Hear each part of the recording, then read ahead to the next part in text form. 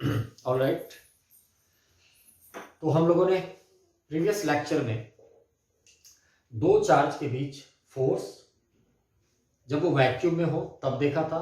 फिर उन्हीं दोनों चार्जेस के बीच जब हम कोई मीडियम डाल देते हैं, है ना, जैसे वाटर डाल दें या केरोसिन डाल दें, वट एवर, तो हमने देखा था कि कैसे net force on any charge whether it was Q1 और Q2 बदल जाता था। हमने बात की थी कि Q1 और Q2 के बीच का जो पर्सनल इंटरैक्शन है वो कभी नहीं बदलता था, है ना। वो जो इंटरैक्शन वैक्यूम में उनके बीच होता था, है ना, वही इंटरैक्शन मीडियम में भी होता था। ऐसी बात हमने कर ली थी। दूसरी चीज हमने ये देखा था कि अगर आर डिस्टेंस पे दो चार्ज अगर किसी मीडियम पे रखे हुए हो, है ना, Q1 और Q2 दो चार्ज हो और आर डिस्टेंस पे सेंट्रल डिस्टेंस उनके बीच का, है ना, किसी मीडियम में हो, तो उस न्यूमेरिकल को नेट फोर्स निकालने के लिए उस न्यूमेरिकल को हम लोग वैक्यूम में कन्वर्ट कर सकते थे। लेकिन जब हम वैक्यूम में कन्वर्ट करेंगे तो Q1 और Q2 को उतना ही फोर्स पाने के लिए, है ना, जो आर डिस्टेंस पे मीडियम में जो फोर्स लगेगा वही force R root epsilon R distance के लिए हमें वैक्यूम में रखना होगा, है कि नहीं। तो इस चीज को हमने देख लिया था। उससे रिलेटेड क्वेश्चंस भी कभी कभी पूछी जा सकती हैं। प्रोबेबिलिटी तो कम है, लेकिन मैं एक क्वेश्चन के सहारे आपको क्लियर कर सकता हूं।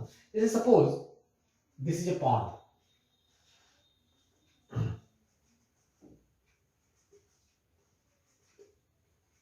ये तालाब है कोई, है ना। Here is a charge plus Q, this distance is R, and यहां से और R डिस्टेंस पे there is another charge plus Q, यानी this charge is in air, और वैक्यूम बोल सकते हैं हम लोग, एयर को ऑलमोस्ट वैक्यूम मानेंगे, and this charge plus Q is in water. अब हमसे कोई पूछे कि what is the force between this two charges, what is the net force between the two charge. अगर देखिए ध्यान रखना है, अगर कोई कहे कि what is the force between plus Q and plus Q, इन दोनों के बीच अपना जो पर्सनल इंटरेक्शन है वो अभी भी उतना ही होगा जितना 2r डिस्टेंस पे, क्योंकि दोनों के बीच का actual distance r plus r 2r हो गया है। तो अगर इंडिविजुअल फोर्स की बात करें कि एक दूसरे पे कितना लगा रहा होगा, तो that is the kq square by 4r square, because central distance कितना हो जाएगा r प्लस r 2r। लेकिन यहां नेट फोर्स की अगर बात कर दी जाए तो कैसे निकालेंगे। तो हमने बात की थी कि नेट फोर्स के लिए इसे हम लोग किस में कन्वर्ट कर लेंगे। तो इस पूरे में अगर प्लस Q और इस प्लस Q के बीच की अगर हम बात करें तो इन दोनों के बीच में क्या एक मीडियम है, तो नहीं, इन दोनों के बीच में कुछ दूरी तक एयर है and for some distance water.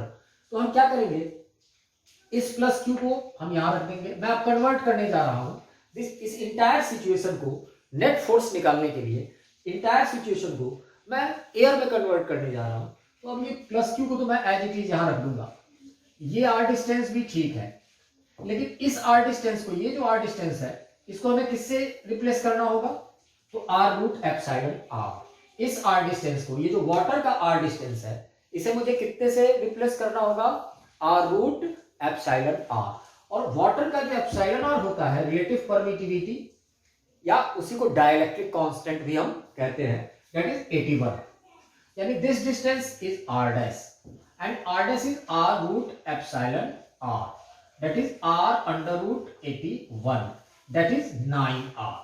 मतलब r डैश कितना हो जाएगा, 9r। यानी अब we can say that now the question has been converted into the equivalent air situation. This was air plus water situation and this is equivalent air situation. both the charges are plus Q and plus Q, तो plus Q दोनों charge है। ये distance air का r है, तो ये अभी भी एयर में r ही डिस्टेंस के इक्विवेलेंट है। लेकिन ये जो डिस्टेंस r है वाटर का, ये किसके इक्विवेलेंट हो जाएगा, r डैश के equivalent, where r dash is r under root epsilon r, so 9r। तो what is the total distance between plus Q and plus Q, r plus r dash. यानी इस पूरे डिस्टेंस को मैं क्या कह सकता हूं, अगर r नॉट कहूं एयर में, then r naught is equal to r plus r dash, that is r plus 9r, that is 10r। So what is the force between this two charges, force will be k, that is 9 into 10 to the power 9, q into q plus q into plus q direct by r naught का square that is kq square by 10r का whole square that is 100r square 100r square। हाँ है कि नहीं? यानी एक charge अगर r distance layer के ऊपर हवा में हो और एक चार्ज वहां से r डिस्टेंस नीचे हो वाटर में हो, तो दोनों के बीच फोर्स कितना लगेगा, नेट फोर्स कितना लगेगा, kq square by 100r square. तो दिस इज हम लोग इक्विवेलेंट एयर सिचुएशन में बदल दिया, इक्विवेलेंट एयर सिचुएशन। एयर को मैं वैक्यूम भी बोल सकता हूं, इक्विवेलेंट एयर सिचुएशन में हमने बदल दिया, है ना। इक्विवेलेंट एयर सिचुएशन में बदलते वक्त क्या ध्यान रखेंगे, तो चार्ज जो भी है उसको एज इट इज रखेंगे, एयर के डिस्टेंस में कोई चेंजिंग नहीं आएगी, लेकिन जो वाटर का या किसी दूसरे मीडियम का जो डिस्टेंस होगा उस डिस्टेंस को किससे रिप्लेस कर देंगे, आर रूट एप्सिलॉन आर से। तो इसका एप्सिलॉन आर कितना था 81, तो इस डिस्टेंस को हमने बदल दिया आर डैश से, R dash is R root epsilon. तो ऐसे ऐसे सिचुएशंस कभी कभी आपके सामने आ सकते हैं, ठीक है ना। तो net force will change, not the individual force will change, rather net force will change।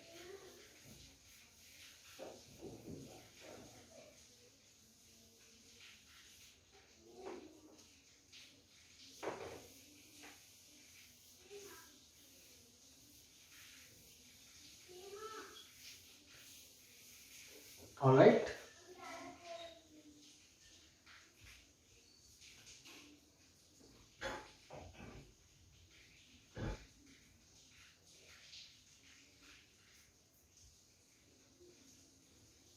all right।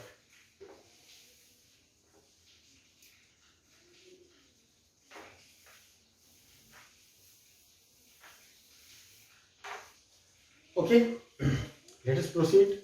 तो हमने दो चार्ज के बारे में कूलम्ब्स लॉ देखा, है कि नहीं। जैसे कभी कभी सिचुएशन ऐसा आ सकता है, कूलम्ब्स लॉ की एप्लीकेशन की बात करें, कूलम्ब्स लॉ से रिलेटेड सिचुएशंस देख रहे हैं।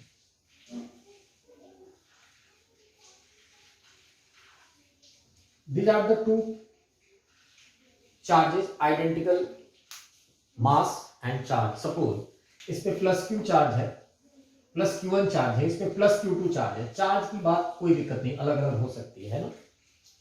ये दोनों आइडेंटिकल स्ट्रिंग से, एल लेंथ के स्ट्रिंग से कनेक्टेड है, एंड कोई एक स्ट्रिंग वर्टिकल से this angle is theta, suppose this angle is θ1 and this angle is θ2, है ना। ऐसे सिचुएशन पे बहुत सारे न्यूमेरिकल्स आपसे पूछे जा सकते हैं, इसलिए मैं इसको डिस्कस करा देता हूं कि जब भी कभी ऐसा क्वेश्चन हो कि दो बॉल्स अलग अलग स्ट्रिंग से, लेकिन दोनों का कॉमन पॉइंट सेम हो, कनेक्टेड हो, मतलब अटैच्ड हो, तो फिर इन दोनों के इक्विलिब्रियम के रिगार्डिंग बहुत सारे पॉइंट्स जो होते हैं, जो कि समझने लायक होते हैं, है ना। उन पॉइंट्स को हम समझने जा रहे हैं। सपोज दोनों का मास दो, दोनों पे पॉजिटिव चार्ज है, दोनों का मास m है, इसका भी मास m है कि नहीं। अब देखिए, क्योंकि दोनों पे पॉजिटिव चार्ज था, इसलिए दोनों क्या हुए, एक दूसरे को रिपेल किए, और रिपेल करने के बाद एक पर्टिकुलर सिचुएशन पे जाकर के ये दोनों आ जाएंगे, यानी दोनों का मास m है, ठीक है, हमने देख लिया। ये दोनों एक डिस्टेंस पे, सपोज r डिस्टेंस पे चले गए, कितने डिस्टेंस पे चले गए, r डिस्टेंस। अगर मैं किसी की भी बात करूं, अगर ये दोनों सपोज वैक्यूम में है, तो इन पे लगने वाले फोर्सेस क्या क्या हो जाएंगे। जैसे मैं Q1 की बात करूं, है ना, और ये वर्टिकल प्लेन में रखे हुए हैं दोनों, तो Q1 पे कौन कौन सा फोर्स लग रहा है, Q1 पे लगने वाले फोर्स कौन से हो गए, एक तो वेट लगेगा mg, क्योंकि अर्थ के आसपास कहीं वर्टिकल प्लेन में रखे हुए हैं, तो ग्रेविटेशनल फोर्स जो कि अर्थ लगाएगा इन पे, जिसे वेट कहते हैं, वो नीचे की तरफ। एक फोर्स कौन सा लगेगा, तो इस प्लस Q1 पे प्लस Q2 लगाएगा, प्लस Q1 पे प्लस Q2 लगाएगा, रिपल्सिव फोर्स लगाएगा, कितना लगाएगा, तो K Q1 Q2 by the distance in R, तो R स्क्वायर। रिपल्सिव लगाएगा, इसलिए मैंने लेफ्ट में लगा दिया। एक फोर्स कौन सा लगेगा, तो इधर से tension T1, suppose T1 tension लगेगा, कितना लगेगा, T1।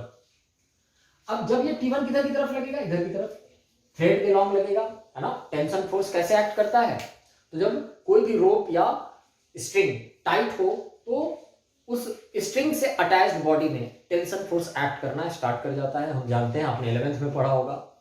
और वो हमेशा away from the body and towards the rope लगता है। तो बॉडी तो हमारा ये प्लस Q1 चार्ज है, तो इससे अवे लगेगा और थ्रेड के ही या स्ट्रिंग के ही तरफ लगेगा।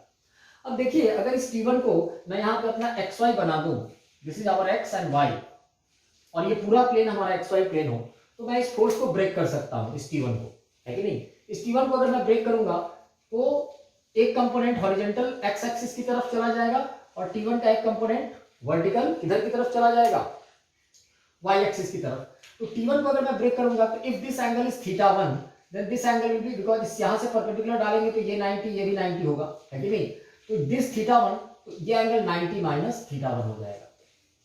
तो T1 का cos 90 माइनस θ1 है ना, क्योंकि this angle is alpha suppose, तो T1 cos alpha and T1 sin alpha, तो T1 cos alpha, alpha is 90 minus θ1, यानी राइट साइड में कितना फोर्स लगेगा, तो T1 cos 90 माइनस θ1, और अपवर्ड में कितना लगेगा, तो T1 sin 90 माइनस θ1।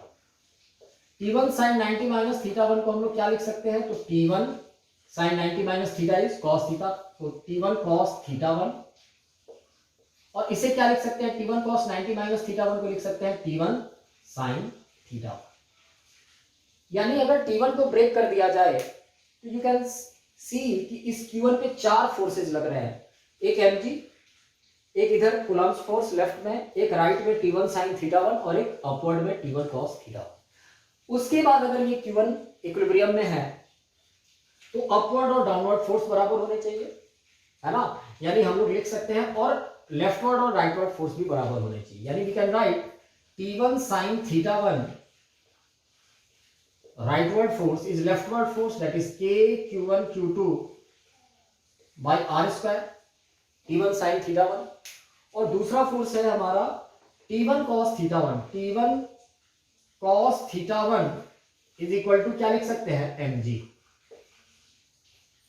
यहां का सिचुएशन आ जाएगा। उसी तरीके से मतलब इसके इक्विलिब्रियम की अगर हम बात करें तो नेक्स्ट, अगर इस पॉजिटिव चार्ज के इक्विलिब्रियम की अगर हम बात करें तो इसकी बात करें तो mg इसका नीचे लगेगा, दोनों का मास चूंकि सेम है। रिपल्सिव फोर्स इस पे इधर लगेगा कितना, तो वो भी उतना ही, चूंकि Coulomb's force action reaction pair है तो इक्वल एंड अपोजिट लग जाएंगे, ठीक है ना। इधर मान लो टेंशन T2 लगता है, चूंकि हम पहले से ये नहीं मान सकते, पहले से ये मान लेना कि दोनों के थ्रेड में सेम टेंशन लगेंगे। हो सकता है कभी कभी गलत हो जाए, क्योंकि मास के वेरिएशन पे भी वो डिपेंड कर सकता है। हालांकि यहां मैंने मास सेम लिया है, लेकिन कभी भी क्वेश्चन को जब अप्रोच करेंगे तो हम टेंशंस दोनों स्ट्रिंग्स में अलग अलग लेंगे, है कि नहीं। तो इसमें मैंने अपने एज्यूम कर लिया कि suppose the tension is T2, तो जब आप इसको ब्रेक करते इधर की तरफ और ऊपर की तरफ, तो ये θ2 है तो ये 90 माइनस θ2 हो जाता। तो लेफ्ट साइड में अगर इसको मैं बाहर करूं, इस चार्ज को, इस Q2 को, तो एक mg तो इधर लगेगा, इधर लगता हमारा T2 का cos 90 माइनस θ2, T2 का cos 90 minus θ2, that is T2 sin θ2, ऊपर चला जाता T2 cos θ2, और इधर चला जाता ये वाला K Q1 Q2 by R square. और अगर इसके इक्विलिब्रियम की बात करो Q2 के, तो आप क्या लिखते, तो आप लिखते T2 sin θ2 is equal to K Q1 Q2 by R square, और T2 cos θ2 is equal to mg।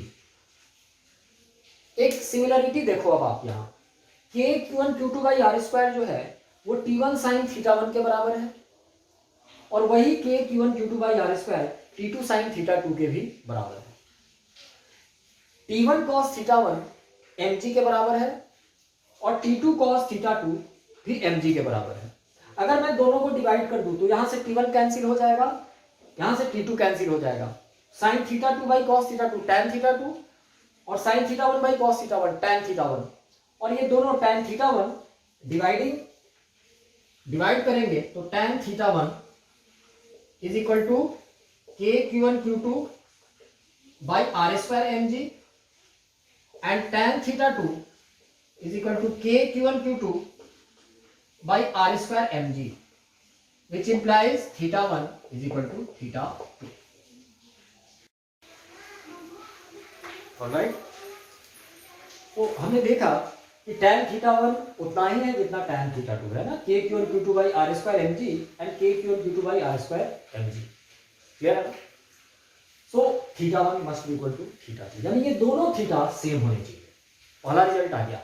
और जैसे ही थीटा सेम होगा, अब आप देख सकते हो कि t1 sin theta is equal to t2 sin theta, क्योंकि दोनों k q1 q2 by r square के बराबर है ना?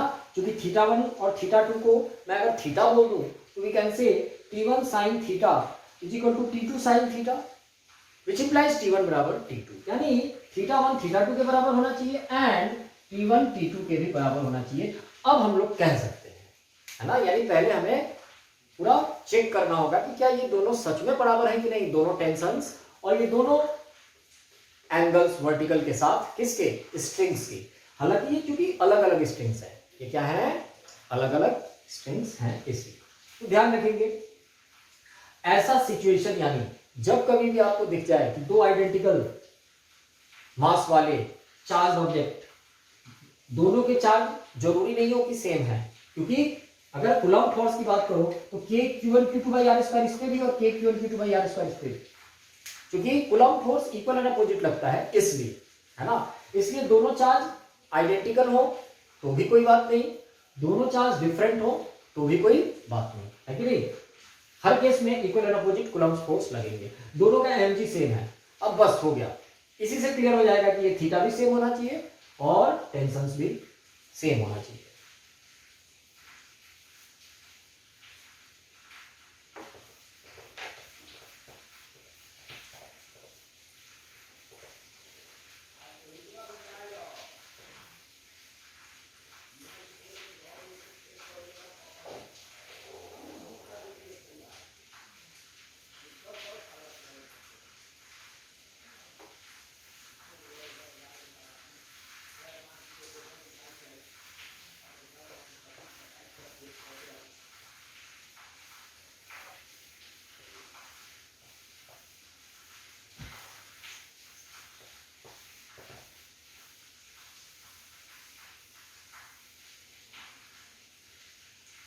ऑलराइट, एक क्वेश्चन और करते हैं। सपोज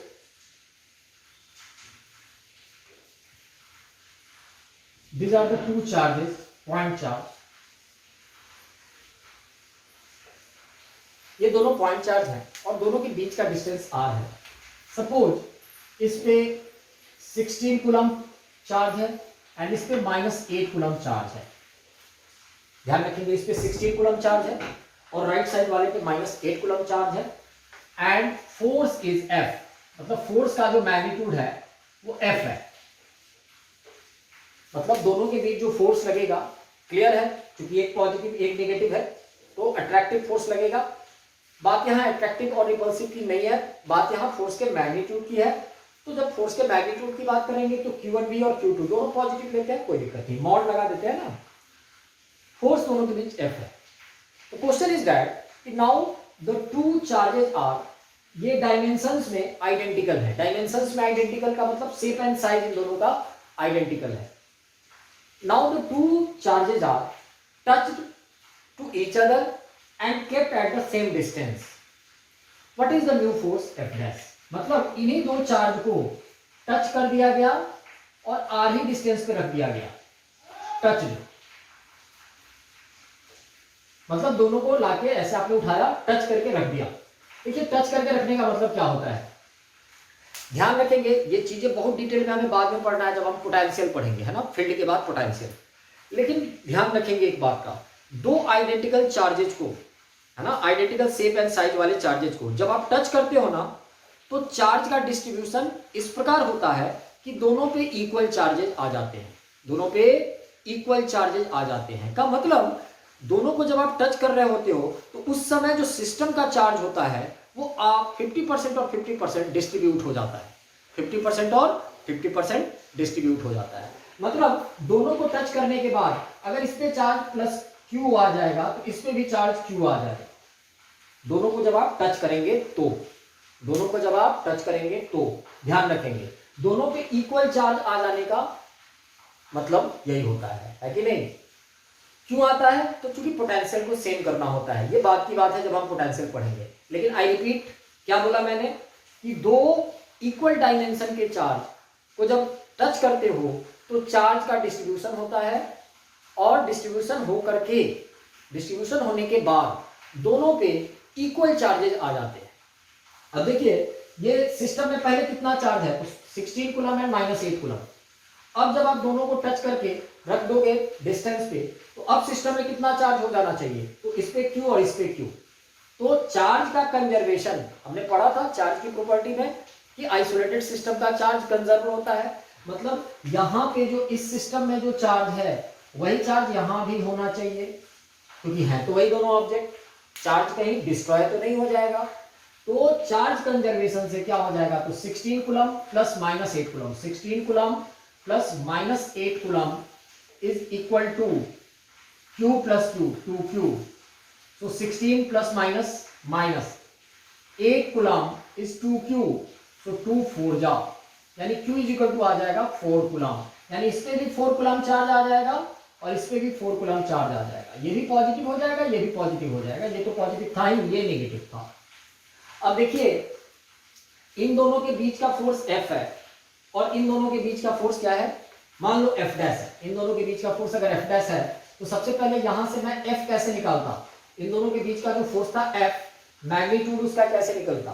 वो निकलता K into Q1 that is 16 coulomb into Q2 that is 8 coulomb, है ना? क्योंकि मॉड लेंगे ना, मैग्नीट्यूड की बात हो रही है, माइनस से कोई फर्क नहीं पड़ेगा, by R square that is 16 8 जा 120, 128 K coulomb square by R square. मैं K और R का वैल्यू कुछ चूंकि गिवन नहीं है इसलिए K का वैल्यू भी ले सकते हो आप, 9 इंटू 10 टू द पावर 9, लेकिन मुझे क्योंकि कंपेयर करना है इसलिए मैं ले नहीं रहा। इस सिचुएशन में जब बात करो, इस सिचुएशन में अगर दोनों के बीच का फोर्स F डैश है तो F डैश क्या हो जाएगा?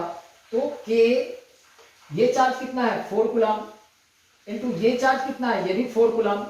भाई दोनों के बीच का डिस्टेंस तो सेम है, क्वेश्चन नहीं कह रखा है, तो इट विल बी 4 4 जा 16 K CS coulomb square by R square F dash. अब देखो, अगर F बाई F डैश मुझे कैलकुलेट करना पड़ा, F बाई F डैश, तो what it will B? F is this and F dash is this. F is 128 coulomb K C square by R square by 16 K C square, और by R square ऊपर चला जाएगा, R square cancel, C square cancel और K cancel, 128 by 16, 16 8 जा 128 हम जानते हैं। तो F dash, F by F dash 8 आ गया, which implies F dash is F by 8 हो जाएगा। यानी the new force is 1/8 time of the previous force. But one thing which is notable, जो इंपॉर्टेंट है यहां, वो ये है कि पहले जो फोर्स था वो अट्रैक्टिव लग रहा था, अब जो फोर्स होगा रिपल्सिव होगा, क्योंकि पहले ये पॉजिटिव ये निगेटिव, लेकिन बाद में ये दोनों पॉजिटिव। तो पहले का अट्रैक्टिव फोर्स अब रिपल्सिव हो जाएगा, और मैग्नीट्यूड की बात करो तो 1/8 टाइम हो जाएगा, because F dash is F/8। Alright, तो यहां इस क्वेश्चन से एक बहुत इंपॉर्टेंट बात आपने सीखी कि दो आइडेंटिकल डायमेंशन के चार्ज को जब आप टच करते हो तो सिस्टम का चार्ज 50-50% दोनों पे डिस्ट्रीब्यूट हो जाता है। सिस्टम का चार्ज बोलना चाहिए, है ना? यहाँ पे सिस्टम का ही तो चार्ज था 16 कूलम -8 कूलम, 8 कूलम। यहाँ पर कोई कहता कि what is the charge on the system? 8 coulomb, क्योंकि 16 पॉजिटिव में यहाँ और 8 माइनस नेगेटिव में यहाँ, सिस्टम का चार्ज 8 कूलम। अब उस 8 कूलम को 50-50% डायरेक्ट बांट दिया हमने, 4 कूलम 4 कूलम, ठीक है?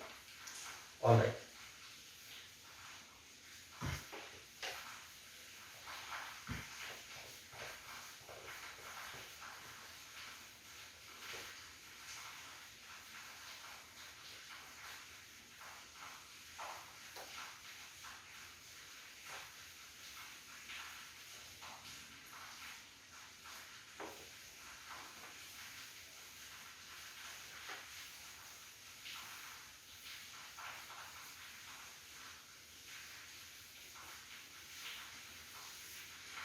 Alright, let us proceed.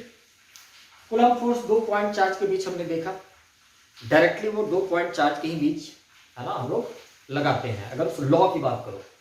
लेकिन जरूरी नहीं है कि 2 पॉइंट चार्ज के बीच, कभी कभी आपसे पूछे है ना, हमेशा 2 पॉइंट चार्ज के ही बीच फोर्स कितना होगा ये जरूरी नहीं है कि पूछा जाए। कभी कभी एक पॉइंट चार्ज रहेगा और दूसरा पॉइंट चार्ज नहीं रहेगा। वैसे सिचुएशन में भी हम लोग कूलम्ब्स लॉ लगा सकते हैं, लेकिन उसको डिटेल एनालिसिस हम लोग इलेक्ट्रिक फील्ड जब पढ़ेंगे तब सीखेंगे। अभी क्योंकि ये चीज एक बार फिर से इलेक्ट्रिक फील्ड में आएगा ही, तो हम उसी दौरान सीखेंगे। अभी we have to stick our mind on point charges, है ना। पॉइंट चार्ज का मतलब चार्जेस के बीच का जो सेपरेशन है वो उनके डायमेंशन से काफी ज्यादा है कि नहीं। आगे बढ़ते हैं इसी सिलसिले में हम लोग। तो principle of superposition, principal of superposition, ये प्रिंसिपल ऑफ सुपरपोजिशन क्या है, ये क्या कहता है सुपरपोजिशन का प्रिंसिपल। तो principle of superposition says that if there are n charges or many charges in a system and you are going to calculate net force on a single charge, then it is the vector sum of all the forces exerted by other charges। मतलब अगर मान लो system में 5 charges हैं Q1, Q2, Q3, Q4, Q5 और कोई कहता हो कि Q1 पे कितना फोर्स लगेगा, तो Q1 पे जो नेट फोर्स होगा वो Q2, Q3, Q4 और Q5 कितने हो गए 4। ये 4 फोर्सेज जो लगेंगे Q2, Q3, Q4 और Q5 को मिला के उन चारों फोर्सेज का वेक्टर सम होगा। क्या होगा, वेक्टर सम होगा। जैसे there are n charges Q1, Q2, Q3, Q4 up to Qn, है ना। इसकी दूरी 1 से 2 की दूरी सपोज R1 है, 1 से 3 की दूरी सपोज R2 है, 1 से 4 की दूरी सपोज R3 है, 1 से n की दूरी सपोज Rn-1 है। n-1 पता है क्यों बोल रहा हूं, क्योंकि मैं सीक्वेंस में चल रहा हूं। 2 की दूरी R1, 3 की दूरी R2, 4 की दूरी R3। नेट फोर्स किस पे निकालना है, Q1 पे निकालना है। मान लो ये कोई सिस्टम है ना। इस सिस्टम में फोर्स ऑन Q1 कोई कहता है, force on Q1, force on Q1 क्या है, तो फोर्स ऑन Q1 ये कहता है it is equal to K Q1 Q2 by R1 square, है ना। किस फॉर्म में, तो अब देखिए अब यहां हम लोग क्या लिखेंगे, तो K Q1 Q2 by R1 square किस फॉर्म में, तो वेक्टर फॉर्म में। तो मैं वेक्टर यहां पे ऐसे लिख रहा हूं, ध्यान रखेंगे K Q1 Q2 by R1 square. अब वेक्टर की जब बात होगी तो वेक्टर के लिए देखना पड़ेगा कि एग्जैक्टली Q1 और Q2 का साइन क्या है। लेकिन मैं यहाँ एक काम करने जा रहा हूं, मैं यहाँ R1 कैप लिख देता हूं तत्काल। अब वो R1 कैप में पॉजिटिव लगेगा या नेगेटिव, ये बात की बात है, वो डिसाइड कैसे करेंगे हम लोग, तो बाद में पता चलेगा जब क्वेश्चंस आएंगे कि Q1 पॉजिटिव है, Q2 नेगेटिव है, या दोनों क्या है, दोनों पॉजिटिव है या दोनों नेगेटिव है, या एक पॉजिटिव एक negative. Plus K Q1 Q3 by R2 square, R2 का कैप। अगेन इस R2 का जो साइन होगा R2 कैप, क्यों, क्योंकि यूनिट वेक्टर लगा रहा है ना। फिर से ये R2 कैप में पॉजिटिव होगा कि नेगेटिव होगा, ये बात की बात है, वो डिसाइड करेंगे कैसे, तो Q1 और Q3 के साइन को देखकर, एंड सो ऑन। यानी हम लोग लिख सकते हैं F on 1 due to 2 vector plus F on 1 due to 3 vector plus F on 1 due to 4 vector up to F on 1 due to n vector. This is the net force. यानी अगर किसी एक सिंगल चार्ज पे force निकालना हो तो बाकी सारे चार्जेस के कारण फोर्स निकाल के और उसको वेक्टरली ऐड कर देंगे। यहां ये नहीं देखेंगे कि Q2 की वजह से फोर्स को Q3 अफेक्ट करेगा, नो। कोई एक चार्ज दूसरे चार्ज पे इस प्रकार फोर्स लगाएगा जैसे बाकी हो ही ना। तो हमने देख लिया principal of superposition. Principal of superposition क्या कहता है, तो सिस्टम में बहुत सारे चार्जेज हो तो किसी एक पे आपको फोर्स निकालना हो तो बाकी सब के कारण इंडिविजुअल कूलम्ब फोर्स निकाल के और वेक्टरली ऐड कर देंगे, है ना, ध्यान रखें। जैसे इसके एप्लीकेशन की बात करो अगर, तो मान लो सुपरपोजिशन प्रिंसिपल की बात करो, suppose this is an equilateral triangle of side L and here is plus q charge, here is plus q charge and here is minus q charge. मतलब उसके तीन कॉर्नर पे प्लस क्यू और minus Q charges हैं.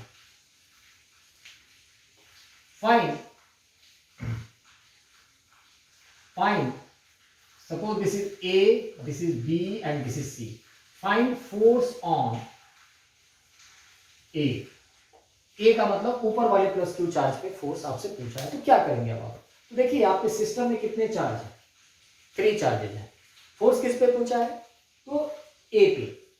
बाकी और भी 2 charge हैं बी और सी. यानी ए पे फोर्स का मतलब हम देखेंगे कि बी कितना लगाएगा, फिर देखेंगे कि सी कितना लगाएगा, और उन दोनों फोर्सेस का वेक्टर सम या रिजल्टेंट है ना, वही हमारा क्या हो जाएगा? आंसर हो जाएगा.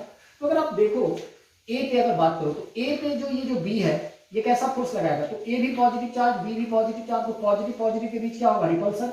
The force will be in this direction. और ए पे ही अगर सी की बात करो तो सी नेगेटिव है और ए तो पॉजिटिव है, इसलिए इन दोनों में क्या होगा? अट्रैक्शन.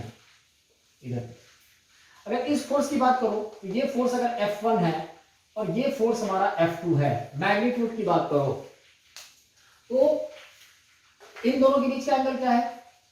दोनों फोर्स के बीच का अगर एंगल पूछा जाए तो एंगल क्या हो जाएगा? तो दोनों फोर्स के बीच का एंगल देखिए, this is 60, this is also 60, this is also 60.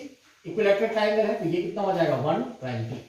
तो net force, find force on A का मतलब एफ नेट वो क्या जाएगा?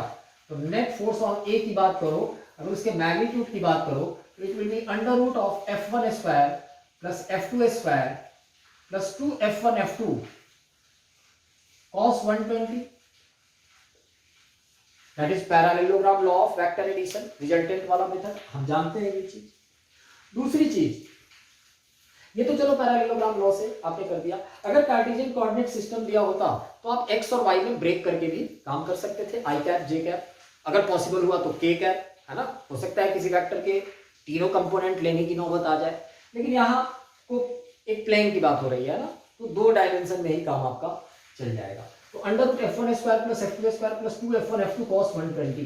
लेकिन ये F1 F2 होगा कितना? तो अगर बात इस F1 की करो तो ये F1 कितना हो जाएगा? अगर मैं इस F1 को निकालूं, कैलकुलेट करूं, तो F1 हो जाएगा K Q square by L square. और बात अगर इस F2 की करूं तो ये F2 कितना हो जाएगा? F2 भी उतना ही हो जाएगा अगर मैग्नीट्यूड की बात करो, क्योंकि K Q इंटू Q, चूंकि Q1 Q2 में मॉड लेते हैं तो KQ square by L square. यानी अगर मैग्नीट्यूड की बात करो तो F1 और F2 सेम है. मैग्नीट्यूड में F1 vector and F2 vector are not same. ध्यान रखेंगे, स्टेटमेंट्स को गौर से सुनेंगे. कोई कहता है कि F1 वेक्टर और F2 वेक्टर सेम है क्या? तो नहीं, बिल्कुल नहीं, क्योंकि दोनों का डायरेक्शन अलग अलग है. लेकिन F1 वेक्टर और F2 वेक्टर का मैग्नीट्यूड सेम है. तो F1 is equal to F2, दोनों सेम है, KQ square by L square. And let it be, अगर F1 is equal to F2, ये स्टेटमेंट सही है. लेकिन कोई कहता है F1 vector is equal to F2 vector, ये गलत है, नॉट इक्वल टू, है ना. ध्यान रखेंगे, ये ठीक है क्योंकि यहां वेक्टर नहीं लगा है यानी मैग्नीट्यूड है. तो मान लो F1 is equal to F2 is equal to F है अगर, तो F1 और F2 को मैं F कह देता हूं, तो ये कितना आ जाएगा? ये आ जाएगा under root F square plus F square plus 2F square cos 120 is minus 1/2. So 2 cancel, cos 120 कितना होता है? Minus 1/2, because we know cos 180 minus theta is minus cos theta, है ना. sin 180 minus theta is sin theta, है ना. दोनों को divide कर देंगे तो tan का भी आ जाएगा.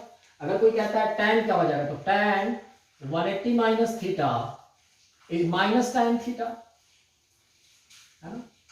जब भी जरूरत पड़ेगी मैं बेसिक मैथमेटिक्स भी आपको बताता रहूंगा, whenever it will be required. Alright, I hope ये सब आता होगा आपको. तो 2 कैंसिल, F स्क्वायर में नेगेटिव लगा है तो ये F स्क्वायर क्या हो गया? कैंसिल. और ये क्या हो जाएगा? Under root F square, that is F. So the net force is F itself. And what is F? KQ square by L square. So KQ square by L square हो जाएगा आंसर, मैग्नीट्यूड की बात करो तो, force on A. ठीक है ना. अच्छा, अगर डायरेक्शन की बात करो तो डायरेक्शन किधर हो जाएगा? तो देखिए, गौर कीजिए, ये दोनों फोर्सेस जो है इक्वल मैग्नीट्यूड क्या है, F1 और F2 इक्वल मैग्नीट्यूड क्या है, तो इक्वल मैग्नीट्यूड के दो वेक्टर्स अगर कहीं एक्ट करते हो तो रिजल्टेंट जो है वो एंगल बाइसेक्टर है ना, एंगल बाइसेक्टर की तरफ जाता है। इन दोनों के बीच का एंगल अगर 120 है तो रिजल्टेंट जो है ये बिल्कुल यहां से 60 बनाता हुआ जाएगा, यानी this will be like this F net, और ये भी F के ही बराबर हो जाएगा। F1 भी F के बराबर है और F2 भी F के बराबर है ना, एंगल बाइसेक्टर बोले तो this angle is also 60 and this is also 60। मतलब अगर BC लाइन के पैरेलल बोल सकते हैं, क्योंकि BC और ये वेक्टर पैरेलल होंगे because this is 60 and this is 60 है ना। आ रही बात समझ में, कॉरेस्पॉन्डिंग एंगल, या अल्टरनेट से भी कह सकते हैं, this angle is equal to this angle, so the line of action of the force on A is parallel to BC, ये भी बोल सकते हैं है ना। थ्योरेटिकल क्वेश्चंस 4 ऑप्शंस वाले आ जाए तो ऐसे भी चीजें आपसे पूछी जा सकती है। ये बहुत सिंपल एग्जांपल था किसका, सुपरपोजिशन का। सुपरपोजिशन क्यों बोल रहा हूं मैं, क्योंकि किसी एक पे फोर्स निकालना था लेकिन लगाने वाले दो थे, तीन भी हो सकते थे है ना, तीन भी हो सकते थे। जैसे क्वेश्चन दे रहा हूं या घर पे ट्राई करना, इजी क्वेश्चंस, और भी असाइनमेंट्स में तो आपको मिलेंगे ही, लेकिन अभी मैं तत्काल इजी क्वेश्चन दे रहा हूं। Suppose this is Q, this is small Q, this is capital Q, this is small Q, ठीक है ना, ये ठीक है। these are on the corners of a square of side A, ठीक है ना। if force on Q is 0, किसी भी Q पे, स्मॉल Q पे, इस पे चाहे इस पे, then find relation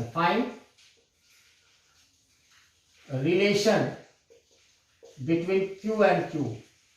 यहां रिलेशन का मतलब है मैग्नीट्यूड में भी रिलेशन क्या होगा और साइन में भी रिलेशन क्या होगा। मतलब अगर ये पॉजिटिव हो तो ये नेगेटिव होना चाहिए कि नहीं, या पॉजिटिव, दोनों ही पॉजिटिव हो ये भी बताना है आपको, या एक पॉजिटिव एक नेगेटिव हो ये भी बताना है। मतलब रिलेशन का मतलब कंप्लीट रिलेशन बताना है ना।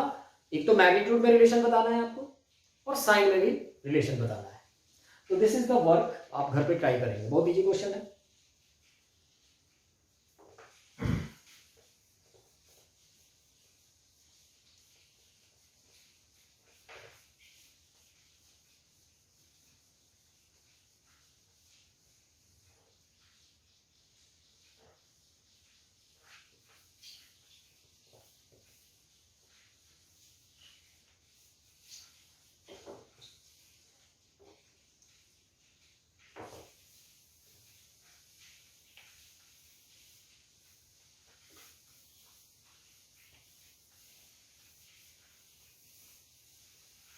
All right, let us proceed। एक क्वेश्चन और करते हैं है ना। There are two charge plus 4Q and plus Q at a distance R। There are two charges, दोनों चार्ज क्या है, पॉजिटिव है, plus 4Q and plus Q, ठीक है। तो question is where should a third charge plus Q be kept on the line joining the two charges so that it is in equilibrium। I repeat the question, there are two charges plus 4Q and plus Q kept at a distance R as shown, where should a third charge plus Q should be kept so that it is in equilibrium। मतलब जिसको रखे हो वो equilibrium में हो, वो किस में हो, इक्विलिब्रियम में हो। तो देखिए सबसे पहली बात, ये जो Q charge plus Q charge मुझे रखना है, मैं कहां रखूं कि वो इक्विलिब्रियम में रहे। तो एक बात बताइए, कोई भी Q चार्ज को या प्लस Q चार्ज की अगर हम बात करें, मान लो यहां से x डिस्टेंस पे मैं रख देता हूं, ये पहले चेक करना बहुत जरूरी है। मान लीजिए यहां से x डिस्टेंस पे रख देता हूं एक Q चार्ज को, सपोज इस चार्ज का मुझे साइन नहीं पता है ना, लेकिन इन दोनों का साइन मुझे पता है, इस प्लस क्यू का और इस प्लस क्यू का। यहां से मैंने सपोज एक्स डिस्टेंस पे रख दिया, इस पे नेट फोर्स 0 होना चाहिए। कब होगा भैया, देखिए अगर ये चार्ज पॉजिटिव होता, ये बीच वाला चार्ज जिसको रखना है हम लोगों को वो पॉजिटिव होता, तो ये पॉजिटिव इस पॉजिटिव पे कितना फोर्स लगाता, 1 लगाता। और ये अगर पॉजिटिव होता तो राइट साइड वाला पॉजिटिव किधर लगाता, तो इधर लगाता। तब क्या था, तब हम बोल सकते थे कि दोनों फोर्स के कैंसिल होने का प्रोबेबिलिटी है, क्योंकि दोनों फोर्स क्या है, एक दूसरे के अपोजिट है। इसका मतलब ये कि इन दोनों charges plus 4q and plus q के बीच, यहां पे अगर मैं एक पॉजिटिव चार्ज रख देता हूं बीच में कहीं, ये डिस्टेंस तो हम कैलकुलेट कर लेंगे, तो वो इक्विलिब्रियम में रह सकता है, वो इक्विलिब्रियम में रह सकता है। अच्छा ओके, अगर कोई कहे कि क्या कोई नेगेटिव चार्ज यहां पे रह सकता है क्या इक्विलिब्रियम में, चलो चेक करते हैं।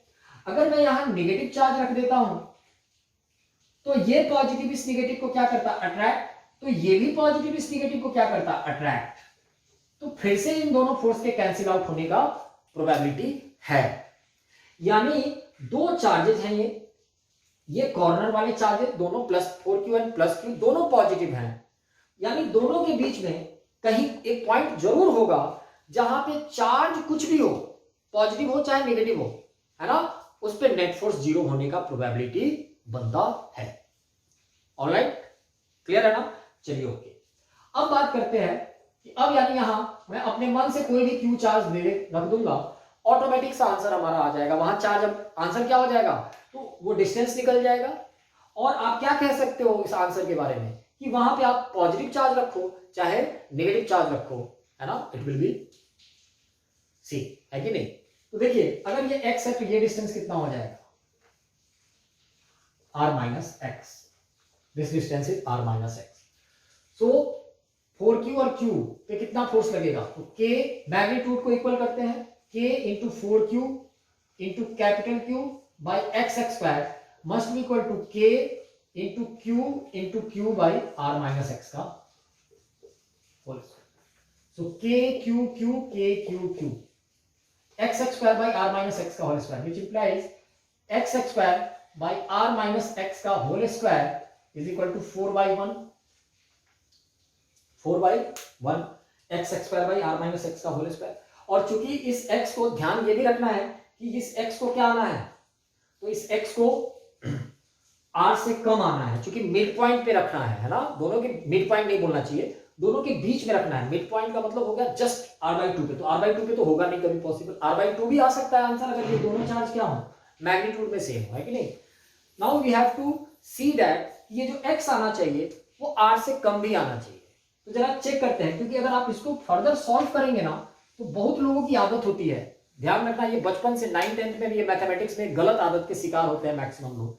यहाँ देखते ही ये तुरंत लिख देंगे, यहां रूट लगा देंगे, यहां रूट लगा देंगे, तो रूट लगाते ही x by R minus x is equal to root under 4/1 that is 2। मैं डायरेक्ट यहां के बाद डायरेक्ट ये लिखना बहुत बार गलत हो सकता है, यही मैं समझा रहा हूं। यहां क्या लिखना चाहिए पता है, यहां पे हमें लिखना चाहिए x by R minus x is equal to plus minus 2। क्या लिखना चाहिए, प्लस माइनस 2, और प्लस 2 लेकर के एक बार अलग सॉल्व करना चाहिए और माइनस 2 लेकर के एक बार अलग सॉल्व करना चाहिए। तो मैं दोनों सॉल्व करूंगा, अगर 2 लेके सॉल्व करता हूं तो what I will get is x is equal to 2r minus 2x, so 3x is equal to 2r, so x is equal to 2r by 3, x is equal to 2r by 3। यानी अगर मैं positive लेके solve करता हूं तो the answer is x is equal to 2r by 3। 2r by 3 का मतलब 4q से ज्यादा इधर, यानी यहां कहीं होगा, ये 2r बाई 3 हो जाएगा, तो ये कितना हो जाएगा, तो ये डिस्टेंस r/3 हो जाएगा। यानी ये जो पॉइंट होना चाहिए जहां पे कोई भी चार्ज रखते हो वो ज्यादा नजदीक होना चाहिए छोटे वाले चार्ज के, बड़े वाले चार्ज से दूर होना चाहिए।